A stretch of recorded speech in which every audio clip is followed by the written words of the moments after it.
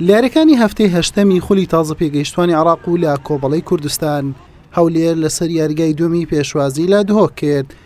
لە ناوەڕاستی نیوە یەکەم تازە پێگەیشتەکانی هەولێر دوو گۆڵیان لە ڕێگای محەممەد مەحموود و هیوا عەلیۆ تۆمار کرد.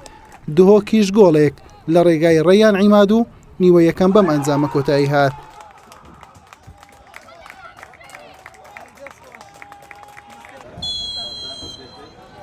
لا نیوەی دوم یارزانانی هەردوو تیپ کۆمەڵێک هێرشیان ئاڵوگۆڕ کرد بە ئامانجی تۆمارکردنی گۆڵی زیاتر.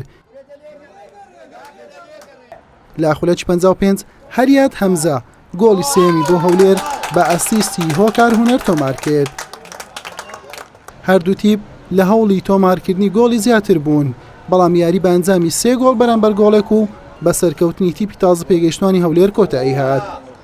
سەرتا دەستخۆشتانە دەکەم لە کەناڵەکەدان. ئەوڕۆ هەشتەمی گەمەمان بوو هەفتەمی سەرکەوتنمان بەدەستینە و ئینشاءڵڵا لە قۆناغی داهاتوش سەرکەوتن بەدەستین.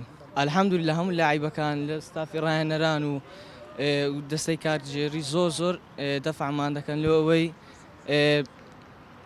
یعنی بەسەرکەوین مەسەن لە قۆناغی داهات و بەرامبەر دەچینە بەغدا و 3-4 گەمەی دەکەین لەوەی بەسەرکەوین ئینشاءڵڵا دەوریەکەش بەدەستدین.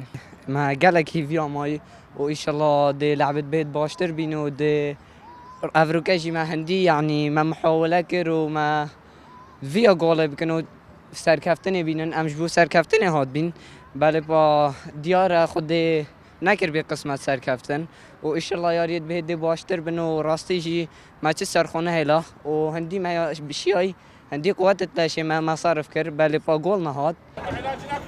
بەم شێوەیە تازە پێگەیشتوانی هەولێر لە کۆی 8 یاری بە 7 سەرکەوتن و 20 خاڵ لە پێشەنجی کۆمەڵەکەیەتی و گەیشتۆتە قۆناغی داهات و دهۆکیش بەدە خاڵ لە خانەی دووەم مایەوە. حوسێن محەممەد، کەناڵی پەیام، هەولێر.